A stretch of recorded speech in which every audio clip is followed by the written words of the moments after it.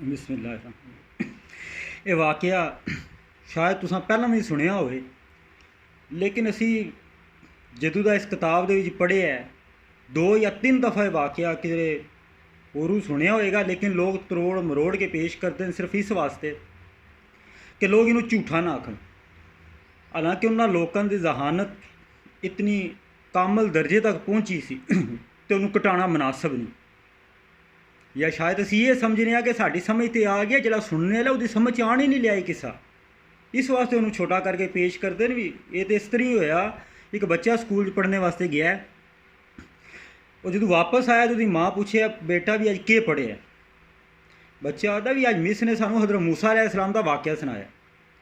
माँ आती है भी के वाकया सुनाया, बच्चा आता है भी हज़रत मूसा अलैहिस्सलाम की कौम ते जुल्म होंदा सी, तो अपनी कौम लैके बाहर निकल गए। जदों दरियाए नील ते पहुँचे ने, अगे पुल सी ते पुल उपर उन्हें दरिया पार करना शुरू किया तो पिछू फिरौन रल आया। इन्ना बंब लाए ने, डायनामाइट वगैरह पुल के उपर, तो पार हो गए ने। जो फिरौन का लश्कर सेंटर च पहुँचे, इन्हें रिमोट का बटन दबाया, बंब उड्डिया, पुल टुट गया, वो सारे दरियाए गर्क हो गए। माँ हैरानगी नाल आखदी है कि मिस ने तेनों वाकया इस तरह सुनाया। बच्चा आता है जिस तरह मिस ने सुनाया तुसां तां मनना ही नहीं सी है। असी वाकयात इस वास्ते कमी कर दें कि लोगों ने मनना कोई नहीं।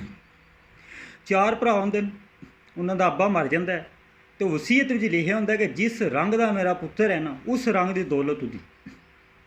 समझ तो उन्होंने आ जाती है कि अब्बा हेरी कि गल करके गए ने, लेकिन वसीयत लिखा होंगे अगर तुहानूं समझ ना आवे तो मेरे फलां दोस्त को पूछ लवे। ये 4 भरा दिन चलो तो कि अब्बे का किहड़ा दोस्त है, किन्ना ही अकलमंद है, उन्होंने मुलाकात ही कर दी है। ये घरों चल पैंदे 4 एक बाग दे भी जा रहे होंगे, तो एक आदमी सामने तू आंदे वो आता मेरी ऊँटनी तो नहीं तकी। उन्होंने चो एक आखदा भी वो ऊँटनी जिहदी रस्सी टुट के गले भी लटक रही सी, बंदा आता बिल्कुल होई। दूसरा आता वो ऊँटनी तेरी जिहदी कक्क काणी सी, उन्हें कहा बिल्कुल उहदी कक्क कोई नहीं सी है। तीसरा आखदा तेरी वो ऊँटनी है जिहदी पूछड़ कोई नहीं सी है, वो आता बिल्कुल तुसें सही पछाणी, वो ही ऊँटनी है। चौथा आता तेरी वो ही ऊँटनी है ना जिहदे सामने ले 2 दंद टुटे न, उन्हें कहा जी बिल्कुल। ये आदे ने असां नहीं तक्की। बंदा आदा भी किस तरह हो सकता, तुसीं निशानियां सारी दसो तो आखो मैं ऊँटनी नहीं देखी। वो उन्होंने पकड़ के बादशाह को लै जाता, बादशाह को लिया के मुकदमा पेश करता है कि इन्हें मेरी ऊँटनी छुपा ली है। बादशाह सारी गल सुनता तो उन्होंने आखदा भी तुसीं इन्हां दी ऊँटनी दिओ वापस, क्योंकि तुसीं सारी निशानियां दस रहे हो, तुसां तक्की है तां तुसी आखदे मैं असां तक्की आ ऊँटनी, लेकिन साढ़े कोल नहीं तो गल मनने वाली सी। तुसी सिरे तो इनकारी हो कि देखी नहीं, जे तुसां देखी नहीं तो निशानियां किस तरह दसियां। उन्होंने चीक आखदा जी मैं बाग दे विच गौर कीता कि एक साइड के पत्ते खाधे सन, एक साइड के पत्ते नहीं सी खाधे। मैं हिसाब लाया इत्थों जिहड़ा भी जानवर गुजरे है ना, उहदी कक्ख सी, एक साइड से तेनों नज़र नहीं सी आंदा, इस वास्ते इक्को साइड तो पत्ते खांदा गया। दूसरा आता मैं पत्तियां नूं गौर नाल देखिया, वो किधरों पूरे टुके सन, किधरों नहीं सी टुके। मैं हिसाब लाया भी उहदे दंद जिहड़े ना वो टुटे ने। तीसरा आखदा भी इहदी मेंगणियां या लिद जिहड़ी सीधी थल्ले ढट्ठी सी ना, ये अमूमन टुट के टैंदी है, क्योंकि टुटदी है पूछड़ की वजह तो, लेकिन वो सीधी थल्ले ढट्ठी सी तो मैं हिसाब लाया उस जानवर की पूछड़ कोई नहीं। चौथा आता भी थल्ले जिहड़ा इन्हां मिट्टी उपर लाइन लगी सी, जिस तो मैं हिसाब लाया कि जिहड़ा भी जानवर गुजरे है ना, इत्थों गुजरिया तो रस्सी उहदे गले भी सी जिहदा निशान पै गया। तो हिसाब आ के दस्सिया सी कि मेरी ऊँटनी गुम हुई है। निशानी असीं इस तरह अपने क्यास तो अंदाज़ा किया है। बादशाह उस बंदे ने कहा जा अपनी ऊँटनी लोड़, इन्हां कोल तेरी ऊँटनी कोई नहीं है। उन्होंने पूछा किधर आए हो जी, वो दसदे ने इस तरह साढ़े अब्बे का दोस्त है, यह ना उहदा ते साडा अब्बा फलां ताजर सी। ते वो बादशाह क्या, वो तो मेरा दोस्त सी, आओ तुसीं रवो मेरे कोल, ते उन्हें मेरे कोल ही तुहानूं भेजिया सी। वो रहिंदे ने उत्थे, ते बादशाह अपने वजीर नूं आखदा कि इन्हां नूं खाना देना ते इन्हां दी गुफ्तगू सुननी है। मैनूं ये कोई बहुत ही चलाक लोग लगते हैं। उन्होंने दे के खाना पेश होंदा है, वो खाना खाना ही शुरू करते हैं। तो एक आखदा है कि यह जिहड़ा आटा जिस औरत ने गुन्निया ना, उन्होंने पेट दे भी दर्द सी, बच्चा होने वाला सी उन्होंने, तो उहदे पेट भी दर्द सी। दूसरा आखदा तेरी गल बिल्कुल सही है, लेकिन जिहड़े असीं शराब पी रहे हैं ना, इहदे अंगूर किसी कबर तो पट के आंदे,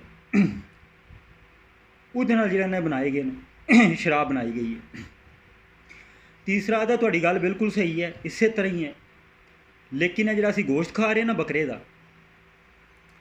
ਇਸ ਦਾ ਪਿਓ ਜਿਹੜਾ ਨਾ ਕੁੱਤਾ ਸੀ, ਇਸ ਬੱਕਰੀ ਦਾ ਪਿਓ ਕੁੱਤਾ ਸੀ, ਮਾਂ ਜਿਹੜਾ ਨਾ ਬੱਕਰੀ ਸੀ। ਉਹਨੇ ਕਿਹਾ ਠੀਕ ਹੈ। ਚੌਥਾ ਤਾਂ ਵੀ ਤੇਰੀ ਗੱਲ ਬਿਲਕੁਲ ਸਹੀ ਹੈ, ਲੇਕਿਨ ਇਹ ਜਿਹੜਾ ਬਾਦਸ਼ਾਹ ਨਾ, ਇਹ ਹਲਾਲ ਦਾ ਨਹੀਂ, ਇਹ ਉਸ ਸੱਬੇ ਦਾ ਪੁੱਤਰ ਨਹੀਂ ਜਿਹਦਾ ਨਾਂ ਇਸਤੇਮਾਲ ਕਰਦਾ, ਇਹ ਕਿਸੇ ਹੋਰ ਦਾ ਪੁੱਤਰ ਹੈ।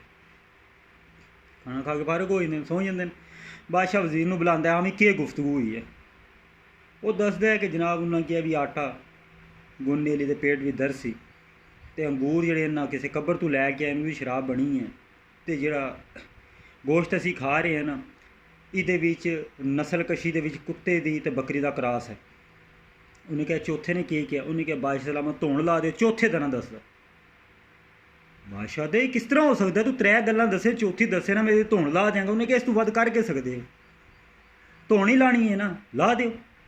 ਉਹ ਆਖਦਾ ਚੱਲ ਸਹੀ ਤਰ੍ਹਾਂ ਗੱਲ ਦੱਸ, ਤੈਨੂੰ ਜਾਨ ਦੀ ਅਮਾਨ ਹੈ, ਜੋ ਵੀ ਆਖੇਂਗਾ ਤੇਰੀ ਜਾਨ ਸਾਡੇ ਕੋਲ ਮਹਿਫੂਜ਼ ਹੈ। ਉਹ ਆਖਦਾ ਜੀ ਚੌਥੀ ਉਹਨੇ ਕਿਹਾ ਕਿ ਬਾਦਸ਼ਾਹ ਦਾ ਉਹ ਵਾਲਿਦ ਨਹੀਂ ਹੈ ਜਿਹਦਾ ਇਹ ਨਾਂ ਇਸਤੇਮਾਲ ਕਰਦਾ। ਬਾਦਸ਼ਾਹ ਦਾ ਪੁੱਛੋ ਸਾਰਿਆਂ ਕੋਲ ਜਾ ਕੇ। ਉਹ ਆਟੇ ਵਾਲੇ ਕੋਲ ਜਾ ਕੇ ਪੁੱਛਣਗੇ ਕਿਹਨੇ ਗੁੰਨਿਆ, ਅਤੇ ਉਹ ਗੱਲ ਹਕੀਕਤ ਨਜ਼ਰ। ਅੰਗੂਰ ਵਾਲੇ ਕੋਲ ਜਾ ਕੇ ਪੁੱਛਦੇ ਨੇ ਜਿਹਨੇ ਸ਼ਰਾਬ ਬਣਾਈ ਹੈ, ਉਹ ਵੀ ਗੱਲ ਹਕੀਕਤ। ਬੱਕਰੀਆਂ ਵਾਲੇ ਕੋਲ ਚਲੇ ਜਾਂਦੇ ਨੇ, ਉਹ ਵੀ ਗੱਲ ਹਕੀਕਤ।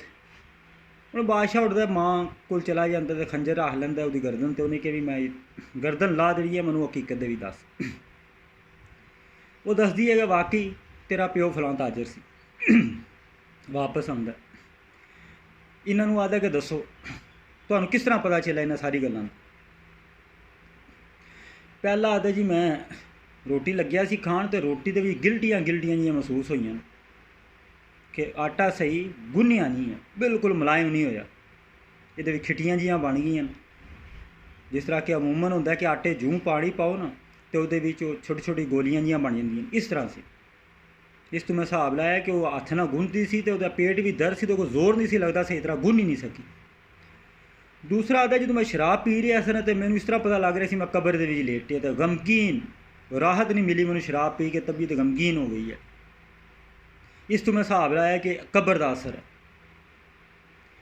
ਤੀਸਰਾ ਆਦਾ ਜੀ ਬੱਕਰੇ ਦੀ ਚਰਬੀ ਅੰਦਰ ਹੁੰਦੀ ਹੈ, ਇਹਦੀ ਚਰਬੀ ਬਾਹਰ ਸੀ। ਮੈਂ ਹਿਸਾਬ ਲਾਇਆ ਵੀ ਗੋਸ਼ਤ ਤੇ ਬੱਕਰੀ ਦਾ ਹੀ ਹੈ, ਲੇਕਿਨ ਇਹਦੀ ਮੇਰੇ ਕੁੱਤੇ ਦੀ ਹੈ, ਜਿਹੜੀ ਕਿ ਤੁਸੀਂ ਗੱਲ ਪੁੱਛੀ ਹੈ ਅਤੇ ਹਕੀਕਤ ਸਾਬਤ ਹੋਈ ਹੈ।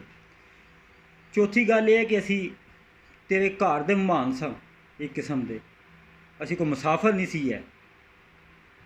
ਸਾਡਾ ਅੱਬਾ ਤੇਰਾ ਗਹਿਰਾ ਦੋਸਤ ਸੀ, ਘਰੇਲੂ ਮਰਾਸਮ ਸਨ ਸਾਡੇ, ਅਤੇ ਤੂੰ ਸਾਡੇ ਨਾਲ ਬਹਿ ਕੇ ਰੋਟੀ ਨਹੀਂ ਖਾਧੀ। ਅਗਰ ਤੂੰ ਵਾਕਈ ਉਸੇ ਪਿਓ ਦਾ ਪੁੱਤਰ ਹੁੰਦਾ ਨਾ ਜਿਹਦੇ ਨਸਬ ਨਾਲ ਤੂੰ ਆਪਣਾ ਨਾਂ ਜੋੜੇ ਹੈ, ਅਤੇ ਤੂੰ ਸਾਡੇ ਨਾਲ ਬਹਿ ਕੇ ਖਾਣਾ ਖਾਂਦਾ, ਅਤੇ ਅਸੀਂ ਆਖਦੇ ਕਿ ਵਾਕਈ ਬਾਦਸ਼ਾਹ ਜਿਹੜਾ ਨਾ ਹਲਾਲ ਦਾ ਹੈ, ਜਾਂ ਉਸੇ ਦਾ ਵੈ ਪੁੱਤਰ ਜਿਹਦਾ ਇਹ ਨਾਂ ਇਸਤੇਮਾਲ ਕਰਦੇ।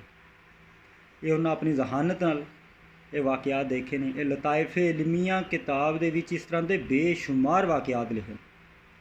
ਇਬਨ ਜੌਜ਼ੀ ਰਹਿਮਤੁल्लाह अलैह ने किताब लिखी है, तकरीबन 1000 साल पहले किताब लिखी हुई है।